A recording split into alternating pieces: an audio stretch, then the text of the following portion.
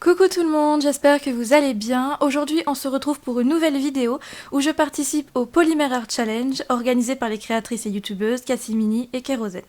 Je voudrais d'abord les remercier avant de vous montrer plus en détail mon collier et de vous expliquer ma démarche réflexive et créatrice. J'ai hésité à participer à votre concours parce que je ne suis pas une créatrice et encore moins une créatrice de bijoux. Moi, j'aime réaliser des figurines et je ne crée donc quasiment jamais. Mais après avoir discuté avec une amie, il m'est apparu que cette contrainte du concours ne devait pas en être une. Mais ça devait plutôt être un tremplin pour me permettre de créer ma propre pièce en adéquation avec votre thème qui a vraiment été très inspirant. Donc merci pour cette superbe opportunité. Et au passage, je remercie le jury de s'attarder sur ma participation et je remercie aussi les partenaires d'être aussi généreux. Le thème « Le monde du vivant » a fait ressurgir mes quelques connaissances en biologie et en géologie. En gros, le monde du vivant est enclenché par une énergie qui provoque la transformation des minéraux en sucre, comme la photosynthèse, et j'ai décidé de faire un bijou qui interpréterait cette énergie. Mais au contraire d'Anna Banana, j'ai vu ta superbe vidéo avant de tourner cette séquence, je n'ai pas choisi de représenter le cycle de l'azote initié par la photosynthèse, mais le cycle du soufre dans le processus de la chimiosynthèse. Alors, c'est quoi ces termes un petit peu sauvages La chimiosynthèse, c'est le processus qui a lieu dans les cheminées hydrothermales au fin fond des océans gelés et sombres, où la photosynthèse n'est pas possible, et pourtant le monde du vivant est omniprésent. J'ai donc décidé pour ce concours d'interpréter ce phénomène biologique et géologique pour cette première étape, en représentant une cheminée hydrothermale, du monde et le monde du vivant, donc la cheminée hydrothermale et le monde du vivant qui émerge de cette cheminée hydrothermale et donc de la chimiosynthèse. Donc là on le voit bien sur mon collier aussi, donc c'est la cheminée hydrothermale, le monde du vivant. Bref. Ces zones hydrothermales, c'est pour expliquer pourquoi j'ai mis des pierres précieuses alors que c'est pas le thème.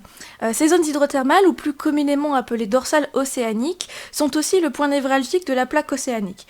C'est dans ces lieux que se crée donc la plaque océanique, et à mesure que la plaque est créée depuis cette dorsale, par la remontée du magma, la plaque océanique s'alourdit et elle glisse sous les plaques continentales, entraînant le monde des abysses et les fosses océaniques. Ce sont des zones de subduction, quand la plaque passe sous une autre plaque. Et c'est dans ces zones où sont créées les pierres précieuses, comme le diamant ou le saphir, là où l'énergie et la pression sont suffisamment fortes pour provoquer la formation de ces pierres, d'où le choix de faire des saphirs sur mon collier et de le rappeler sur le plastron.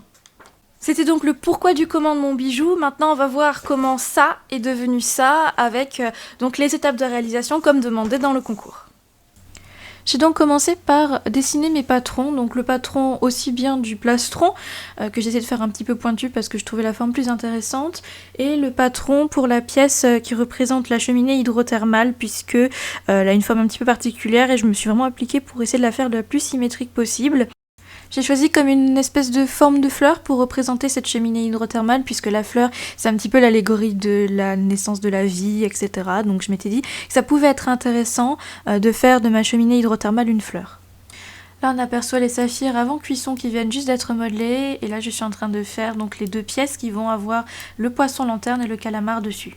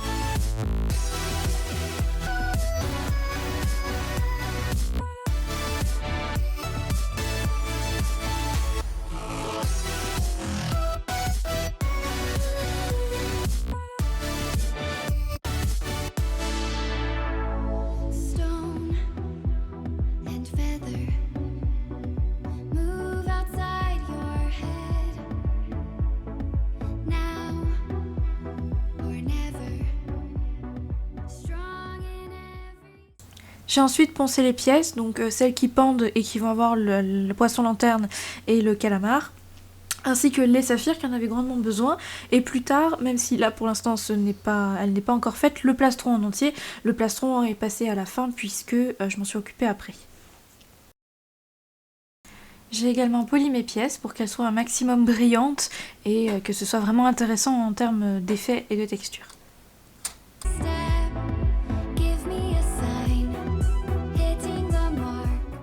Voici donc un aperçu des pièces poncées et polies. Donc celles-ci sont un petit peu rayées, c'est fait exprès. Je voulais qu'elles aient un aspect un petit peu onyx. Et je sais pas si vous allez apercevoir les petits reflets bleus qui sont dans la pierre. Reflets qui permettent d'allier la mer et la pierre volcanique en une seule pièce.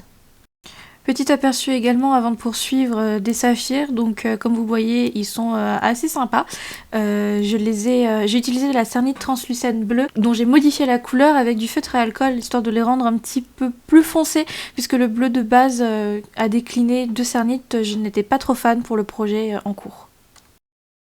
Avant vernissage de mes petits animaux, il faut leur faire des yeux, donc je les ai fait au Posca.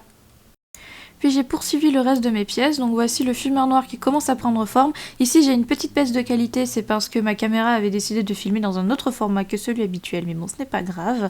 J'ai essayé de travailler avec de la mousse à texturer le basalte, donc la pierre volcanique, qui va contraster avec le saphir, donc on va avoir la pierre brute contre la pierre précieuse en une seule pièce, qui représente assez bien le processus de subduction dû au fumeur noir, enfin pas dû au fumeur noir, mais qui est illustré par le fumeur noir. Ensuite j'ai modelé des petites méduses pour venir agrémenter le plastron, donc j'en ai fait plusieurs et puis je me suis dit que j'allais composer sur le plastron directement une fois que j'aurai la pièce finie.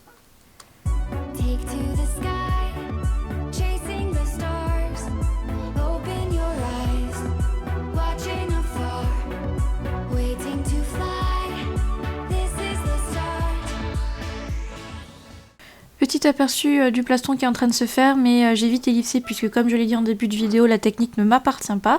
Et voici le résultat avant de l'agrémenter avec les petites méduses. On peut voir les reflets bleus, donc ils vont rappeler les saphirs du reste du collier, mais aussi donner un aspect très céruléen au plastron. J'ai ensuite disposé mes pièces afin de bien voir où je devais percer pour aligner mes pièces et construire mon collier. Ensuite, ça a été l'étape du perçage, donc qui a été assez laborieuse parce que mon étau est pas génialissime, mais bon, au moins ça permet de tenir la pièce et de ne pas trop trembler pendant le perçage. Je vous épargne tout le montage du collier, c'est un extrait pour qu'on aperçoive un petit peu comment j'ai procédé. Donc j'ai utilisé plusieurs anneaux pour habiller un petit peu justement ce collier et aussi pour lui donner un petit air un peu grungy, moi j'aime bien.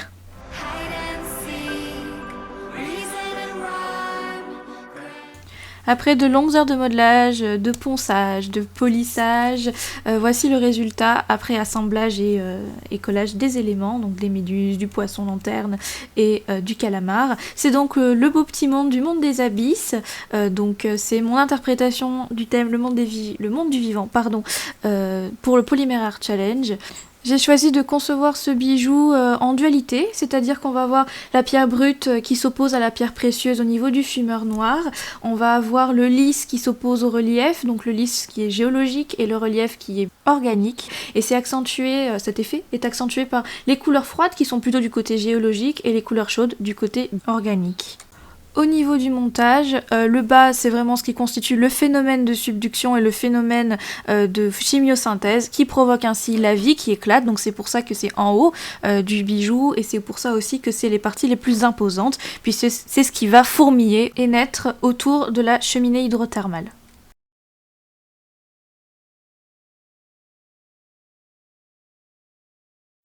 J'espère que ma participation vous aura plu, moi en tout cas je me suis vraiment éclatée pour cette première étape du concours. Je souhaite bonne chance à toutes les participations et je vous fais à tous de très très gros bisous. Si vous avez aimé cette création, vous pouvez nous suivre sur nos différents réseaux sociaux, vous abonner à notre chaîne et vous pourrez ainsi voir les dernières nouveautés en cours ou à venir.